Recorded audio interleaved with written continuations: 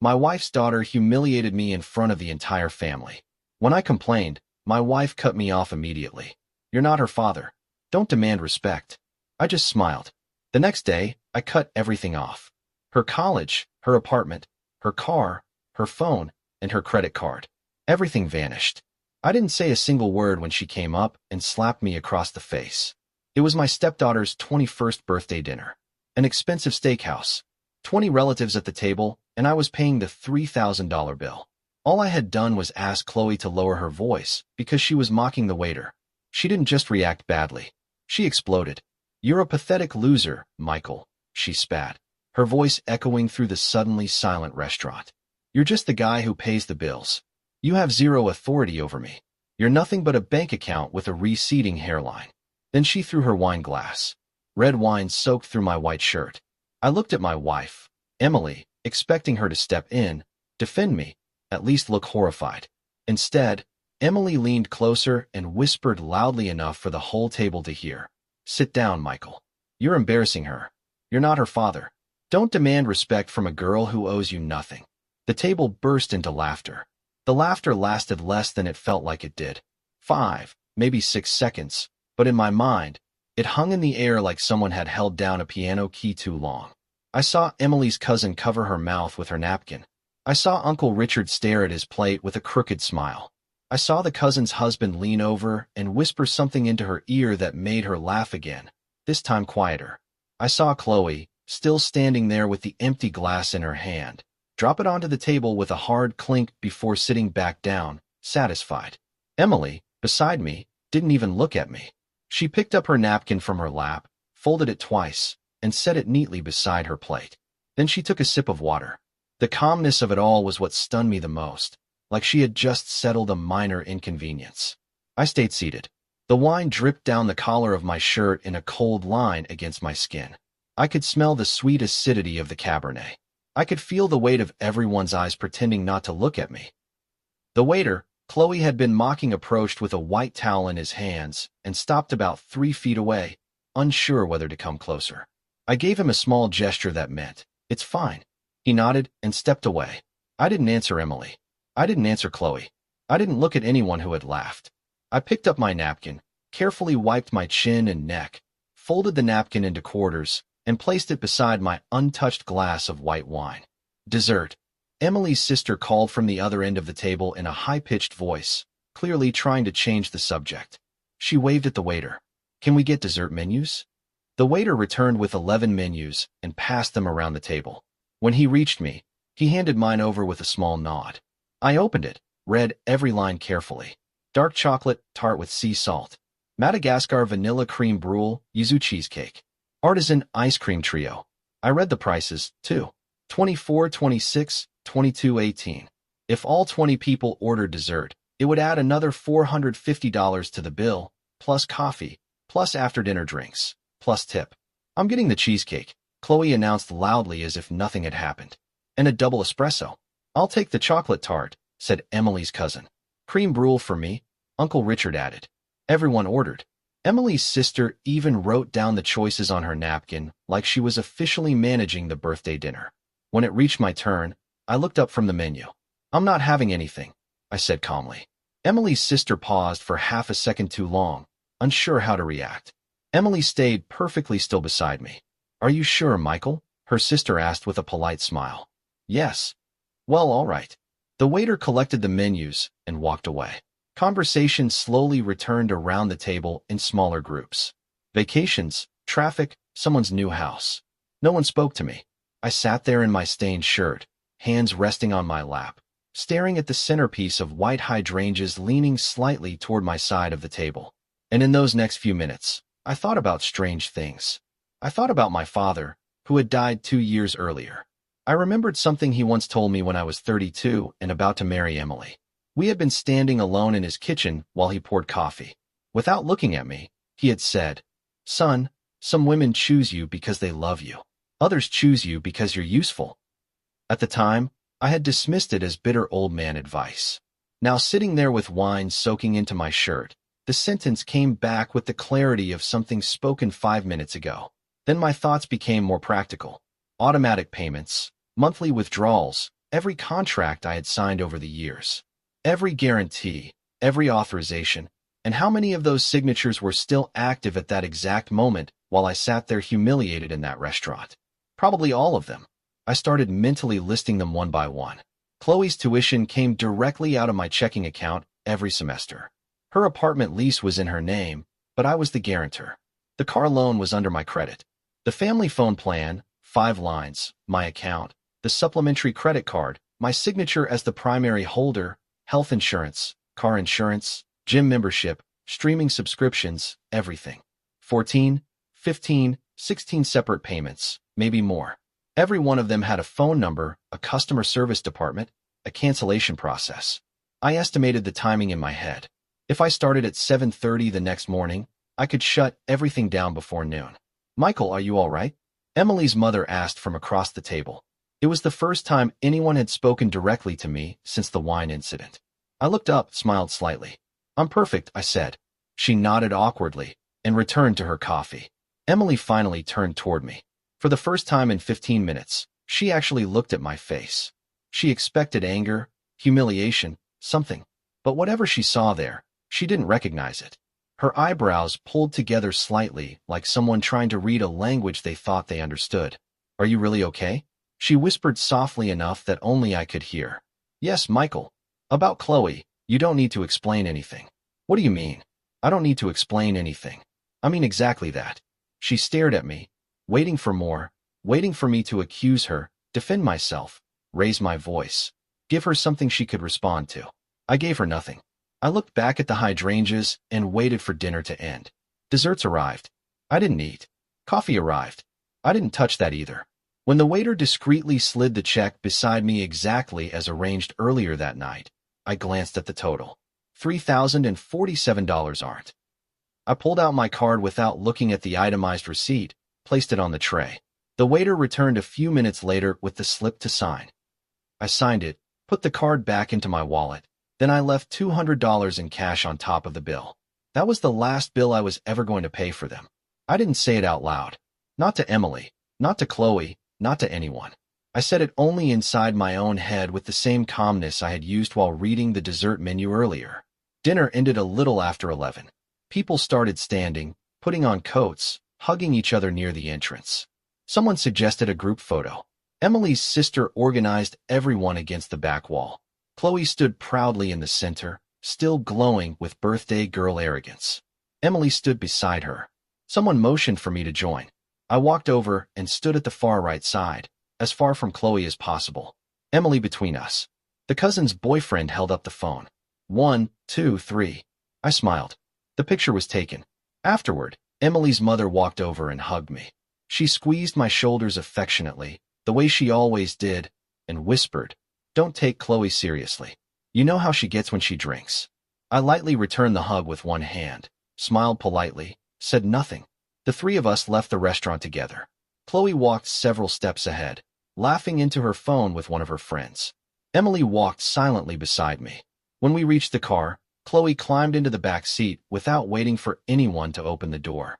"You driving?" Emily asked. "Yes." I drove the 25 minutes home without saying a word. Emily stared out the passenger window. Chloe stayed on her phone the entire ride. When we pulled into the garage, Chloe got out first and walked into the house without saying goodnight. Straight upstairs. Emily stayed seated in the car for another moment. "You coming in?" I asked before she could. The normal question would have been the opposite. She looked at me strangely. "Yes, of course." We went inside. Emily headed upstairs to change. I remained in the kitchen, still wearing the wine-stained shirt. Some parts were damp, others had already dried stiff against the fabric. I opened the refrigerator, wasn't hungry, closed it, poured myself a glass of water, and drank it slowly while staring out the kitchen window into the dark backyard. When I finally went upstairs, Emily was already sitting on the bed in pajamas with her phone in her hand. She looked up when I entered. "Aren't you going to change?" "I'm taking a shower first." "Michael, listen." I waited, expected an apology, a softer explanation, something. Instead, she said, "Tomorrow, you need to talk to Chloe. Apologize to her. This can't keep going with both of you angry. She's very sensitive." I looked at her, didn't answer, walked into the bathroom, closed the door, dropped the stained shirt onto the floor. The shower lasted longer than usual. When I came back out, Emily was asleep or pretending to be. At that moment, both possibilities felt exactly the same. I put on pajamas, climbed into bed on my side, and stared at the ceiling for nearly an hour. I didn't think about the humiliation, didn't think about the laughter, didn't think about Chloe's words or Emily's. I thought about the list.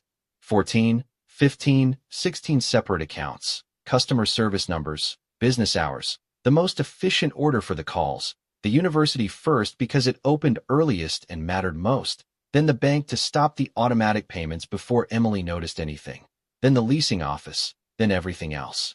At 5:30 in the morning, I got up, dressed quietly in the dark bedroom, took my keys, my wallet, my phone, didn't look at Emily. I walked downstairs barefoot, put my shoes on in the kitchen, and left. I drove to my office, arrived at 6:10. The night security guard greeted me like it was any ordinary day. I took the elevator to the 11th floor, turned on only the lamp at my desk, started my computer, opened a blank spreadsheet, and began writing the list. When I finished, it was 6:42 a.m. 16 exact entries. 48 minutes until the university treasury office opened. I got a cup of water from the hallway dispenser, returned to my chair, looked at the list, looked at the clock, waited. At 7:31, I made the first call, the university. A woman with a pleasant voice answered on the second ring. I gave my name, the student account number, the last 4 digits of my card. Then I told her I was withdrawing my authorization as an external payer, effective immediately, and that any remaining tuition balance would need to be handled directly with the student.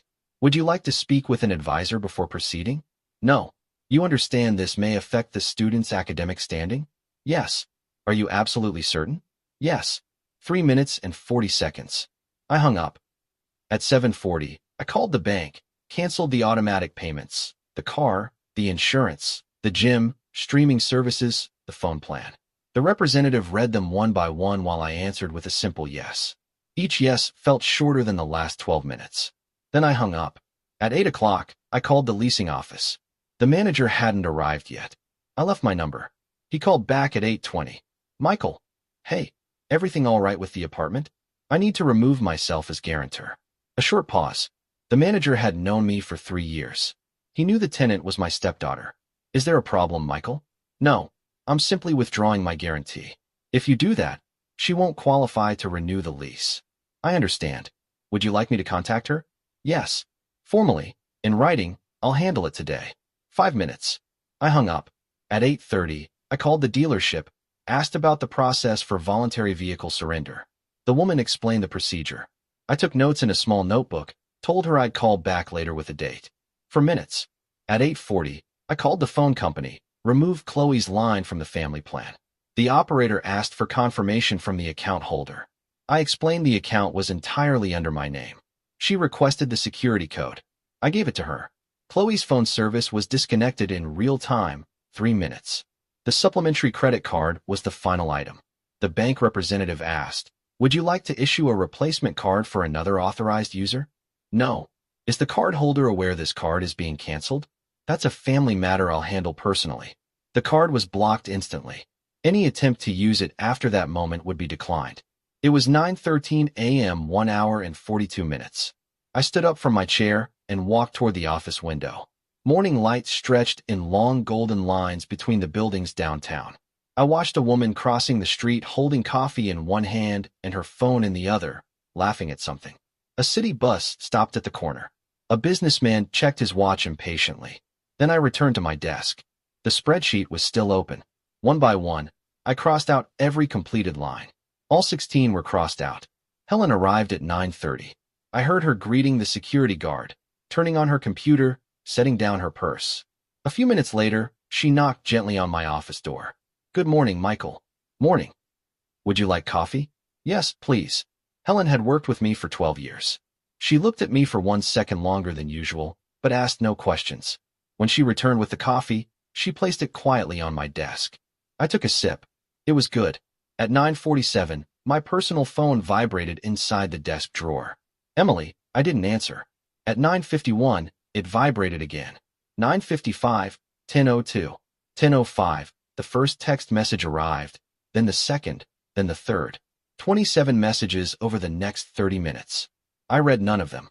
I silenced the phone completely and placed it back into the drawer. At 10:45, the direct office line rang. Only 5 people had that number. I stared at the phone. 3 rings. 4. Then I answered. Michael. Emily's voice. Hoarse. Emily, where are you? At the office. Chloe called me. The university told her you withdrew tuition payments. The leasing office called.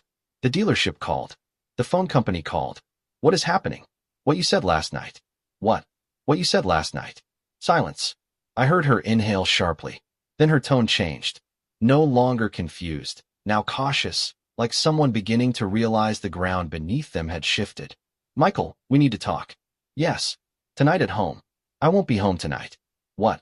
I'm staying at the office. We'll talk when I decide we will. Michael, this isn't how you solve things. I'm not solving anything. I'm acting. Then I hung up. A few seconds later, Helen knocked softly on my office door. Michael, there's someone at reception asking to see you. No appointment. Says it's urgent. Who is it? Your mother-in-law. I looked up slowly. Helen stood there with her usual calm expression, but I could tell she already understood something fundamental had changed. Tell her I don't accept walk-ins. But would you like me to suggest another time? No. She nodded once and closed the door. I looked back at the spreadsheet. 16 crossed out lines. Then I closed the file without saving it. Opened my calendar. Crossed out the reminder that said home 6 p.m. replaced it with dinner alone. At 11:30, I called my accountant. I had known Frank for 9 years. I told him I needed a complete review of every transaction made on the supplementary credit card over the last 24 months, and I wanted it that same afternoon. Anything specific you're looking for? He asked. Everything. At 2:10, Helen informed me Frank had arrived. I told her to send him in. Frank carried a thick folder and a laptop. He sat across from me, opened the computer, and turned the screen in my direction. Before we begin, he said carefully, I need to ask if you're sure you want to see this. Yes, there are things here I didn't expect to find. Show me. Frank pointed to the first column. Charges well above the normal spending limit, repeated over 23 months. At first, they had been small, then larger. Boutiques, restaurants, luxury hotels, spas, a cosmetic clinic, a travel agency, an online course that cost $4,000 and had never been completed. How much total? I asked. $42,800 in 2 years. 23 months, I stared at the screen. Oddly enough, I didn't feel anger. I felt clarity. The kind of clarity that comes when you finally finish a puzzle and realize the picture had always been obvious. Just scattered. These charges were approved by the supplementary card holder. I said, yes, but there's something else. Frank opened another window. Monthly account statements. Every one of them digitally signed by Emily in her role as household financial administrator. Your wife approved these statements 23 months in a row without dispute. You're sure she signed them? I have the scanned signatures. I can compare them to your marriage certificate if you'd like. That won't be necessary. Frank waited. He knew enough to stay silent until I asked. Anything else? Yes. He opened another tab. A pattern of hotel expenses appeared on the screen. Same hotel. A city 3 hours away. 12 visits over 23 months. Double rooms. Room service. Spa charges. Restaurant bills. Chloe? I asked. The supplementary card was used, but I don't believe these charges were hers. Frank pointed at the dates. They match your wife's supposed work trips. The same trips you listed when we filed her travel deductions. I rested both hands against the desk. Didn't respond immediately. So, Emily used Chloe's card. That's the most likely explanation. The signatures? Chloe's signature appears on the hotel receipts, but the dates don't match her university schedule or travel records. They match Emily's. So Chloe signed the receipts for her. That's what it looks like. Frank half closed the laptop and leaned forward. One more thing. The account statements were signed by Emily, but the email address receiving the fraud alerts wasn't yours. I looked up. It wasn't. No, it was a Gmail account not listed in the original contract. Whose? Emily's. How do you know? Because the account was linked to her phone number and the phone plan was under your name. He paused. When you shut off the phone plan this morning, the security verification failed and all pending alerts automatically rerouted to the primary account holder, me. This morning, Frank continued, your personal inbox received every pending alert from the last 6 months. I opened my personal email. 29 unread alerts sat there grouped together by date. Charges above spending limits, potential unauthorized activity, late payment reminders, transactions categorized as lodging and entertainment. I closed the inbox without opening them individually. Frank, yes, I need a full report. Dates, amounts, businesses, locations, and a comparison with Emily's travel schedule, digital and printed copies. Yes. When do you need it? Friday. Done. I nodded once, then added. And I need the name of a divorce attorney. A good one. Discreet. Frank didn't ask questions. He pulled a sheet of paper from his folder, wrote down a name and phone number, then slid it across the desk. She's the best in the city. Tell her I referred you. Thank you. Frank packed up his laptop. At the door, he stopped and looked back at me. Michael, are you all right? Yes. You seem calm. I am. He nodded and left. I remained alone in the office. I looked at the attorney's name, folded the paper in half, placed it inside my top drawer. Then I reopened my personal email, selected all 29 alerts, and moved them into a new folder titled Documentation. At 4:30, Helen knocked again. Michael, the reservation for 7 o'clock has been confirmed.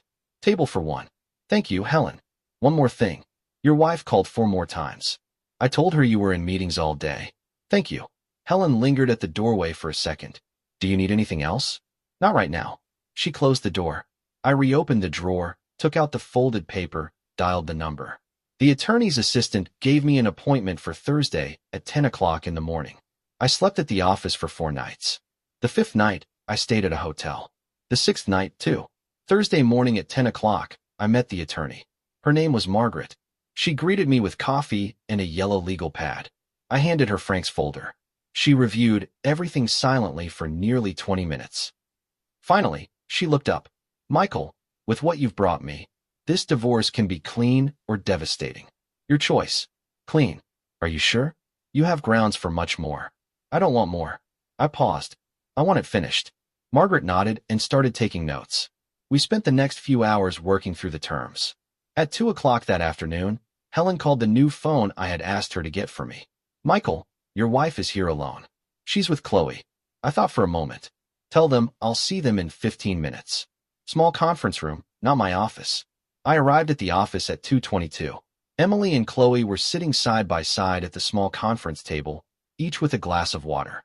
Emily stood when I entered. Chloe didn't. Michael, thank you for seeing us, Emily said. I sat across from them, didn't answer. Chloe wants to say something. I looked at Chloe. Her arms were crossed tightly. I'm sorry about the wine, she muttered without looking directly at me. I was upset. I didn't think about what I said. All right, she blinked. All right, yes. She waited. Emily waited, too. Both of them expected more. I gave them nothing. So now what? Chloe asked. What do you mean? Are you giving my stuff back? No. Her expression hardened immediately. What do you mean, no? I mean exactly that. I folded my hands calmly on the table. You or your mother can pay for college. The apartment lease is canceled. The car gets returned next week. The card stays blocked. If you want a phone, open an account under your own name. Chloe opened her mouth, then closed it again. She looked at Emily. Emily looked at me. Michael, you can't do this. It's already done. She's our daughter. She's your daughter. I held Emily's gaze. And she's 21 years old. Emily took a slow breath. Her tone changed completely, soft now. Careful, Michael. I know you're hurt because of the birthday dinner. I'm sorry. Truly, what I said was wrong. I looked at her steadily. Emily, I said quietly, do you recognize the charges from the Alameda Hotel? Everything in her face froze. Chloe looked between us. What? She asked. The Alameda Hotel. 12 visits over the last 23 months. I continued calmly. Paid using Chloe's supplementary card. Emily didn't answer. Chloe's eyes widened. Wait, was that the Sedona trip, Mom? The one you said was for work. Emily kept staring at me. Her face had changed. No longer the face of someone trying to negotiate. Now it was the face of someone calculating exactly how much I knew. Michael, she said carefully, that's something we can discuss another time. There is no other time. We can talk privately. We talk now or we don't talk at all. Emily swallowed. Michael, I stood up. Margaret, my attorney will contact both of you sometime this week. I looked at Emily first. For you regarding the divorce, then at Chloe. For you regarding the unauthorized charges on your card. $42,800 over 23 months. What? Chloe nearly shouted. Unauthorized charges? What are you talking about? The receipts you signed? I didn't sign anything. Yes, you did. Every hotel receipt, every boutique purchase. I kept my voice level. Your signature appears on every document. If you claim those weren't yours, then it becomes identity fraud and potentially a criminal matter. If you admit they were yours, then it becomes debt. I paused. You can decide which one it is. Chloe stared at her mother. Emily didn't look back at her. Mom, Chloe whispered. Say something. Emily said nothing. I walked out of the conference room and returned to my office, closed the door behind me. A few minutes later, Helen appeared quietly. They left together, yes, but they were arguing. At 6 o'clock, I received a message from the leasing office. The apartment lease would not be renewed. The tenant had until the final day of the month to vacate the property. At 7:30 that night, Emily called my new number. Michael. Emily, are you coming home? No. Chloe has nowhere to stay after the first of the month. She can stay with you. Michael, that's your home, too. No. I leaned back in my chair. That house was purchased by me in cash before we got married. It's in my name, and I'm selling it. Silence. Long silence. Finally, she asked quietly, when did you decide all this? I closed my eyes briefly. Emily, I didn't decide this in 1 week. Then I opened them again. You decided it over 15 years. I just stopped pretending I didn't notice, and I hung up.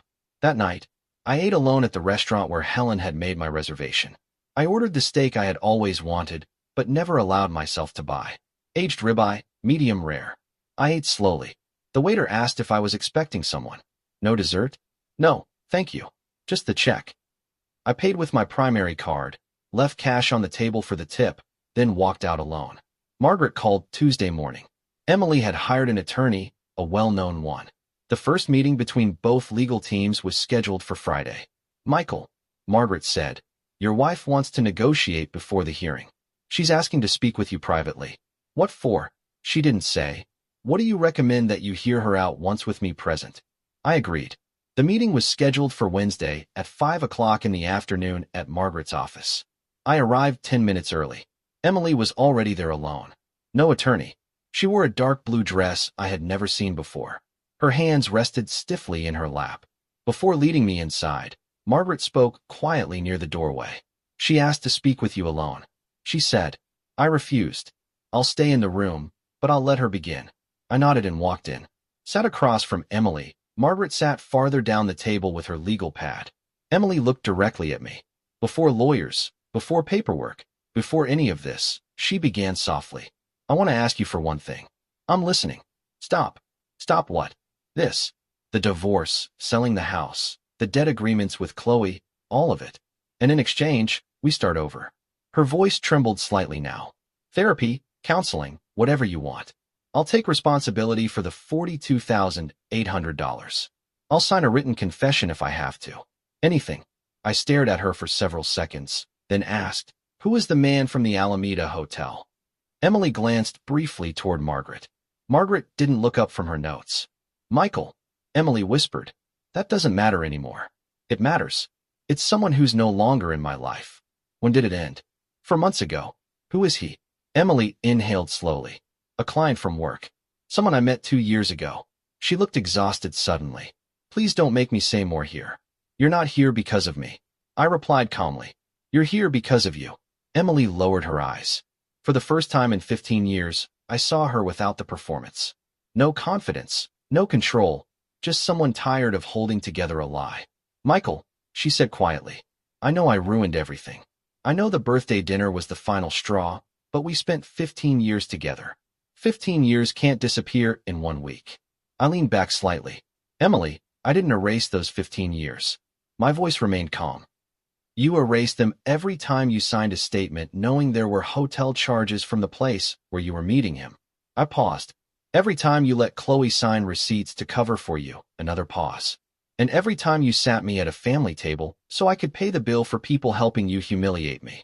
Emily looked up again. Her eyes were wet now, but she wasn't crying. That's not fair. No, I said softly. It's exact. She stared at me silently, then finally whispered, I loved you. I almost smiled. 2 years ago, I said. My father told me something I didn't understand at the time. I folded my hands together. He said, "There are women who choose you because they love you, and women who choose you because you're useful." I looked directly into her eyes. He was right. Emily closed her eyes for a long moment, then opened them again. "So, there's nothing I can do?" "Yes," I answered. "You can sign the papers Margaret sends you on Friday. You can take responsibility for the $42,800 so Chloe doesn't end up with a fraud investigation. And you can stop calling my new phone." Emily stared down at the table, then quietly asked, "Are you going to tell Chloe about the hotel?" "No." "Why not?" "Because it isn't my story to tell." I paused. "If you want your daughter to know who you really are, then you tell her." Emily stayed silent. "One more thing," I added. She looked up. "I am selling the house, but not immediately. I'll wait 3 months so the two of you can figure things out first." Emily nodded slowly, picked up her purse, stood for a second. She just looked at me, then asked the question I think she already knew the answer to. "Do you really not love me anymore?" I held her gaze. "Emily, I stopped loving you a long time ago." A small pause.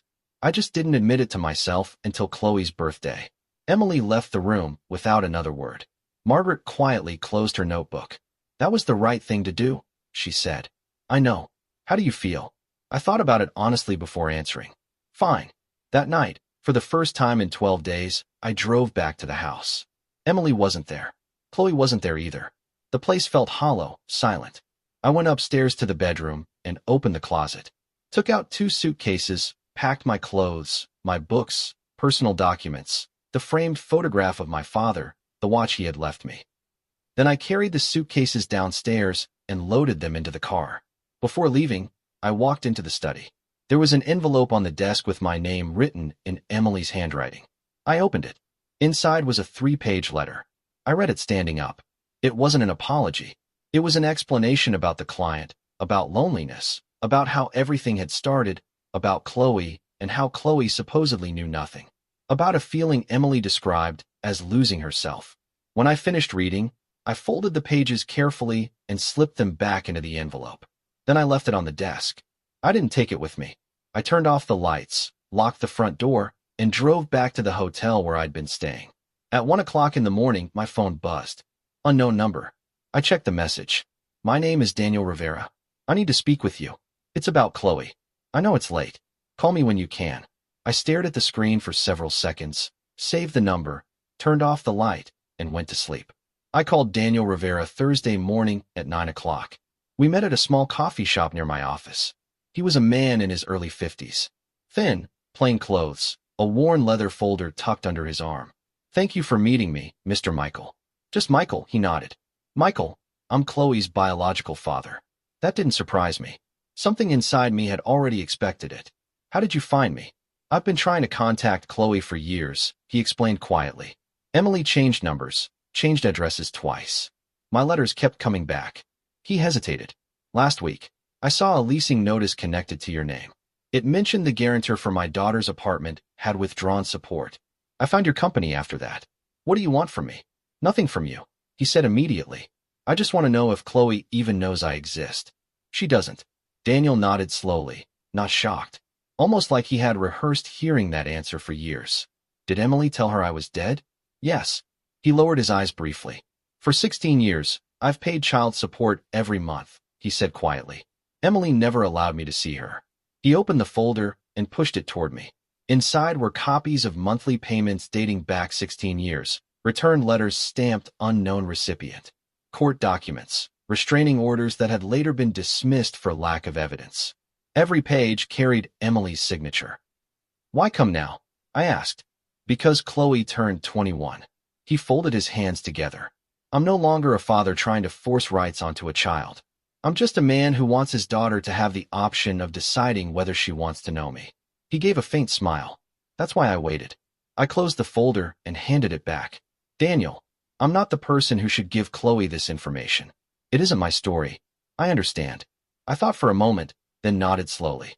"I'll give you my attorney's number, Margaret. She can explain how to contact Chloe legally without going through Emily." Daniel's expression softened immediately. "Thank you. One more thing," I added. "When Chloe meets you, if she chooses to, my name stays out of it. Of course, I'm not part of that conversation. You won't be." We finished our coffee in silence. Then I paid the bill and left. The divorce was finalized 2 months later. Emily accepted every condition. She took responsibility for the $42,800 and arranged a payment plan. Chloe signed an agreement acknowledging the debt under her name, but Emily officially assumed it to avoid fraud charges. The house remained legally mine. Emily moved into a rented apartment. For months after the divorce was finalized, I sold the house. Then I bought another one, smaller, in a different neighborhood. No memories attached to it. Chloe got a job as a cashier, then another job at a coffee shop. Later, she enrolled in a public university with a partial scholarship.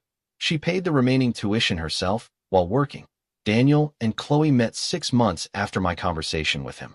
Margaret had guided him through the legal process exactly as promised. Chloe called me the same afternoon she met him. It was the first time she had called me since the conference room.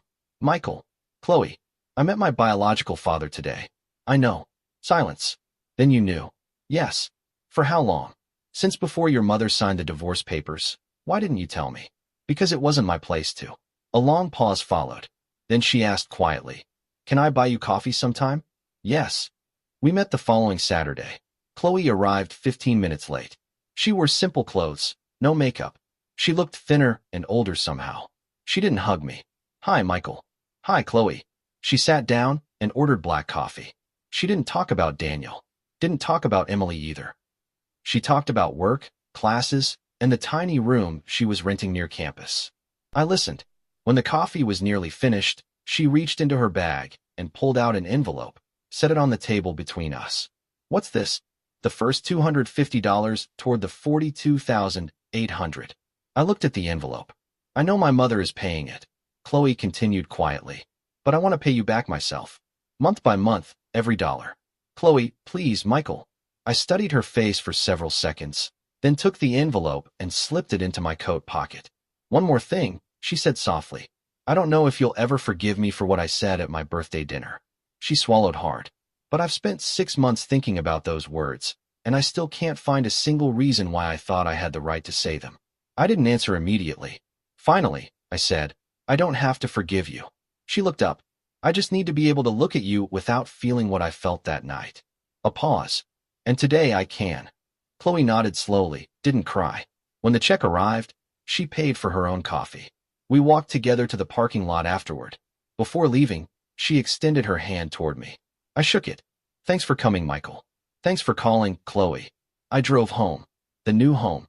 Parked in the garage, went upstairs, opened the kitchen window, made myself dinner, and ate alone at the table with my father's photograph leaning against the wall across from me.